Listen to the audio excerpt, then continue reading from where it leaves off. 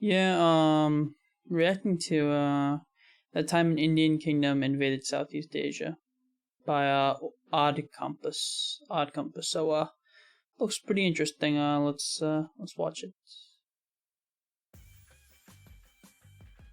Indian Indian history. history can be a bit tricky for the uninitiated. In an effort to build a cohesive story for a nation whose people have been stitched together into a sort of post-colonial Frankenstein, we're given only a thin slice of the whole. Got that right, huh? I mean, yeah, the effects of colonialism really, yeah, messed it up. Kind of became a patchwork of all these smaller countries, if you look at it in a way. So interesting. Whole. The Indus Valley Civilization, the Mauryas, the Guptas, the Mughals, the British Raj, and the independence movement.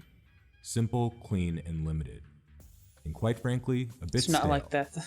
Here's India is so diverse. Like, it's obviously not like this. the dirty little secret of Indian history. We rarely learn about its most interesting players, only its most True. convenient ones. Well, that's about to change right now. I think they should teach more about like Ashoka the Great. It's pretty interesting. Meet the Cholas, a visionary maritime empire from the deep south of India, in a region known as Tamil country. The Cholas were many things, warlike, opportunistic, and politically manipulative, but above all, they were ambitious. By the medieval era, they had fashioned themselves into a regional hegemon that dominated their contemporaries in India and Southeast Asia, Damn. and established extensive intercontinental trade networks. Perhaps the single most impressive feat of the Cholas was their naval invasion of Southeast Asia in 1025 CE, part of a The namesake of the multi-generational video, effort to gain supremacy over international sea trade. The story of that invasion, and the century of pseudo-colonial intervention that followed, is one that challenges conventional perceptions of Indian empire. But let's dig into some historical context first. The Chola dynasty South first India. came into being sometime around 300 BCE in the Kaveri River Delta. From the beginning, the Cholas were reliant on the sea for wealth, their ports visited by ships from lands as far away as China and Rome. I mean, India is like right in the middle of the control of the trade between, like, let's call it Africa, the Middle East, and Europe, and the control of the trade through China and Southeast Asia. I mean, it's right in the middle, just for all that gain. You know, the Indo-Pacific is India's game if it plays its cards right. In the early medieval era, the Cholas were nothing more than a mere vassal kingdom to the dominant Pallavas. That all changed, however, when the Pallavas found themselves embroiled in a series of conflicts in 850 CE.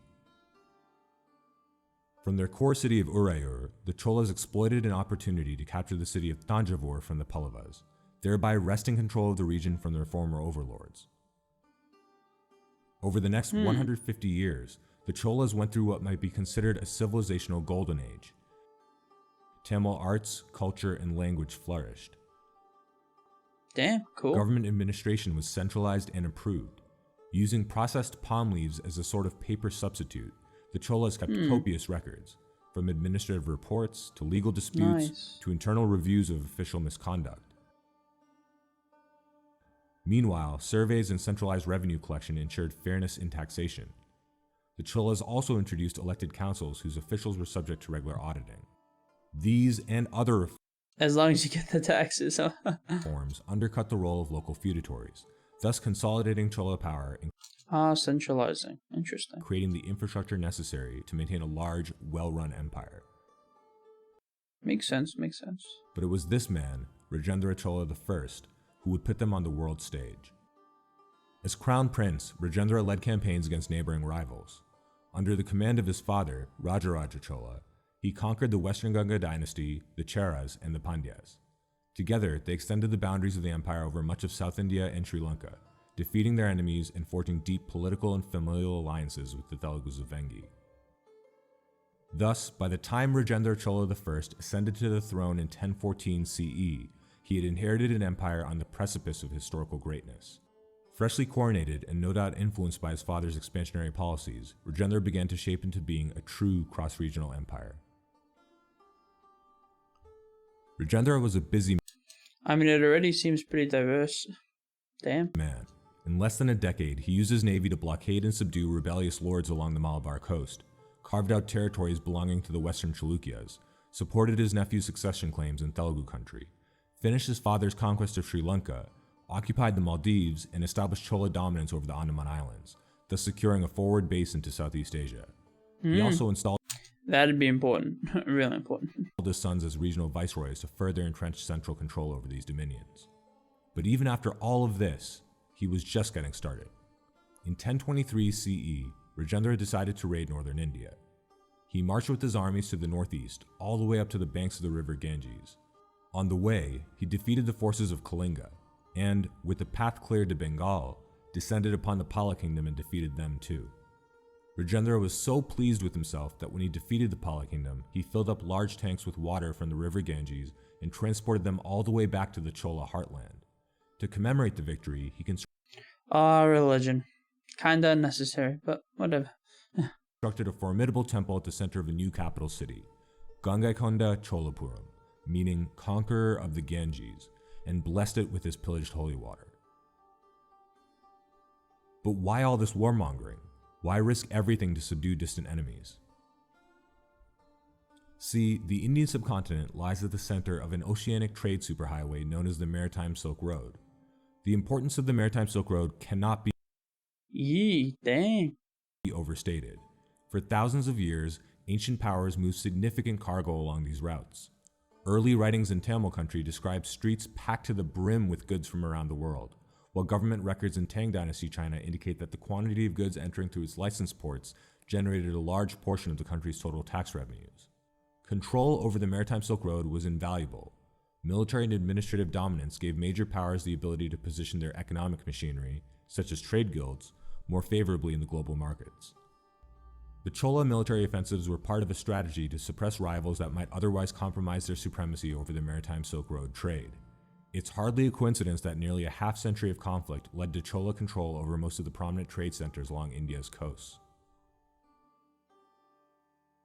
We've mentioned trade guilds a few times, so what role did they play in all of this? For most of Tamil history, trade guilds were influential in both the economic and political spheres. By the medieval era, trade guilds had grown extremely powerful, with some wielding greater de facto authority than local feudatories.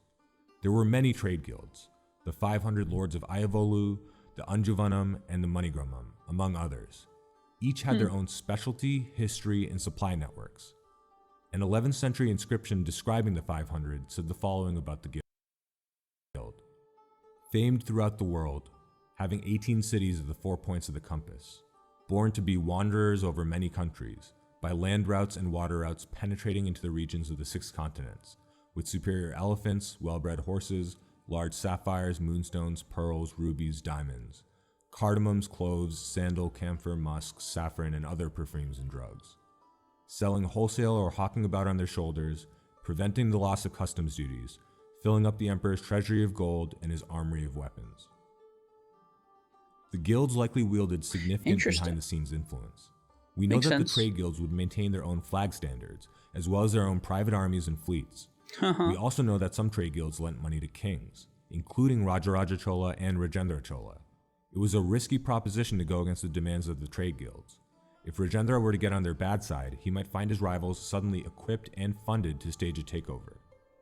To put it bluntly, Dangerous. The trade guilds benefited from Chola dominance of the Maritime Silk Road trade. Whether they actively pushed for war remains a mystery, but it's fair to say, yeah, they probably did. Having secured their dominance over the Maritime Silk Road vis-a-vis other Indian powers, one would think that the Cholas could finally sit back and enjoy their hard-earned rewards, but that was not the case. Srivijaya, a powerful thalassocracy based in the Malay archipelago, was actively interfering with trade and damaging Chola interests. See, by the turn of the 11th century, the Maritime Silk Road was undergoing some significant changes.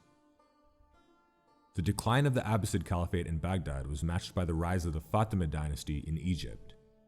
Ships leaving from the Fatimid territories would scoot past the Horn of Africa and toward Chola ports, where goods would be sold and retransported by Tamil crews headed towards Southeast Asia and China.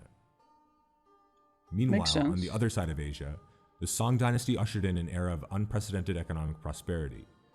Everyone was lining up for an egg from the Song dynasty golden goose, including, of course, the Fatimids. Thanks to the creation of powerful pro-trade dynasties on both ends of the maritime Silk Road, the sea trade was booming in a way that it had not for several centuries. Normally, ships would stop at both South A good opportunity. Indian and Southeast Asian ports, but advancements in shipbuilding technology meant that ships could travel farther, faster, and more safely than ever before, making two stops unnecessary. Soon, the central region of the maritime Silk Road played host to an intense and underhanded competition between Srivijaya and the Cholas. For years, Srivijaya bribed Orang Laut, colloquially known as sea gypsies, to stop them from engaging in piracy and interfering with trade. The sea gypsies were Aboriginal communities who lived along the coastlines of Srivijaya territory. Like most pirates in history, they were frustrating and useful in equal measure. The sea gypsies received a portion of customs proceeds from Srivijaya, and in turn promised to do something less violent with their time, like fishing. Once the trade conflict with the Cholas heated up, however, Srivijaya actively encouraged the sea gypsies to re-engage in piracy, this time on their behalf. Of course. The sea gypsies began to force all passing ships to dock at Srivijaya ports and pay customs, resupply, and more. As a result, Chola ports were being made redundant. There's also evidence that Tamil trade guilds were being actively suppressed in Southeast Asian ports due to Srivijaya's influence. Interference with maritime Silk Road trade no doubt prompted Rajendra to attack the Srivijaya and normalize the situation. After all, he and his father had not spent decades warring and subduing their maritime rivals in India simply to have the fruits of their labor rot on the vine. Srivijaya would have to be punished. The Chola invasion involved three major Southeast Asian players. Srivijaya, of course, but also Thumbellinga, a Malay kingdom based out of what is now southern Thailand, and Angkor, an ambitious peninsular kingdom based out of what is now Cambodia. In the early 11th century, the Cholas were a staunch ally of Angkor, while Srivijaya was allied with Thumbellinga. Yeah, lots of Indian influence in Cambodia. Interesting. It's possible that religion played a part in this Actually, Cambodia was once Hindu. Now they're Buddhist. diplomatic arrangement. Thumbellinga and Srivijaya were Buddhist kingdoms, while Angkor and the Chola Empire were Hindu Shaivite. In the year 1025 CE, the kingdom of Angkor was embroiled in a conflict with Thumbellinga and requested military assistance from the Cholas. The Cholas agreed to help Angkor, likely knowing what would happen next. When the Cholas formally declared war on Thumbellinga, Srivijaya came to the aid of its ally and declared war on the Cholas and Angkor. With their inevitable conflict now made real, Rajendra Chola gathered his navy and prepped for the subsequent invasion. The Chola navy was on the leading edge of naval technology for their time. In years past, Rajendra's father had imported the talents of Chinese and Arab shipbuilders to work on research and development for the Chola navy. With their help, the Cholas implemented critical naval technologies, including watertight hull innovations that allowed their fleet to traverse rougher seas, a mariner's compass, and further advancement of a flamethrower weapon not unlike the legendary Greek fire utilized by the Byzantine fleets.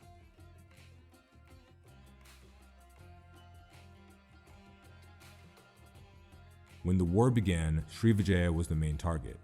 Rajendra split his fire-breathing fleet into two groups, the main invasion fleet and an auxiliary force. The auxiliary force was sent to the entrance of the Straits of Malacca, where the Srivijaya fleet was waiting, positioned to take on what they assumed would be the bulk of the Chola fleet. Little did Srivijaya know that the Chola main invasion fleet was sent south of Sumatra, positioned behind the island. With the element of surprise on their side, the Chola fleet circled around the island and made their way to Palembang, the southern capital. When they arrived, they sieged and sacked the city. Afterwards, the combined Chola forces pincered the Srivijaya fleet in the straits, defeating them easily. Why was this decisive maneuver allowed to happen? Well, Srivijaya did not anticipate that the main Chola invasion fleet had been outfitted with technology that allowed them to traverse the rough waters south of Sumatra. It wasn't an unreasonable blind spot. Moving an entire fleet south of Sumatra during the monsoon season had never been done before, and was seen as impossibly risky. So he was almost the first. After steamrolling the Srivijaya navy, the Chola forces laid siege to Kadaram, the northern capital of Srivijaya, and captured this important administrative and trade center for themselves. For the Cholas, conquest seems to have been uncompromising. They plundered countless treasures and took the Srivijaya king, Maharaja Sangrama, as their prisoner. With Srivijaya effectively subdued, the Cholas finally moved a portion of their fleet to battle with Tumberlinga and helped to quickly bring that kingdom under Angkor's control. The Southeast Asian invasion was an unequivocal success.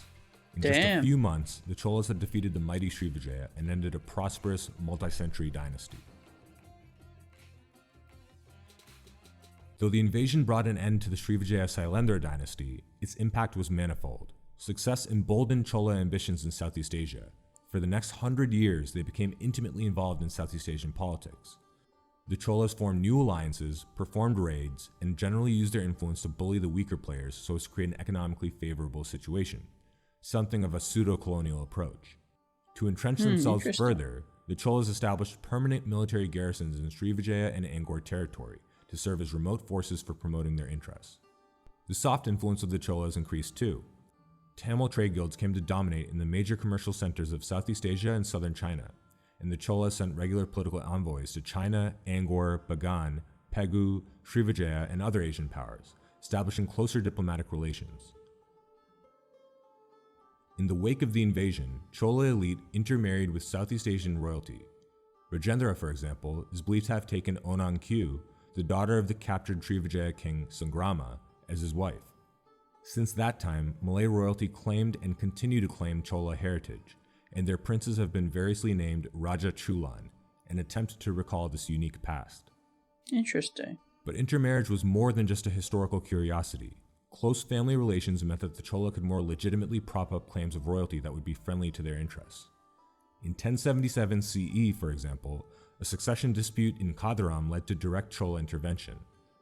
Rajendra's grandson, Kulotunga, conquered Kadaram on behalf of a Chola-descended claimant to the crown, putting him on the throne as a sort of puppet king. But familial connections would not always lead to loyal service to the crown.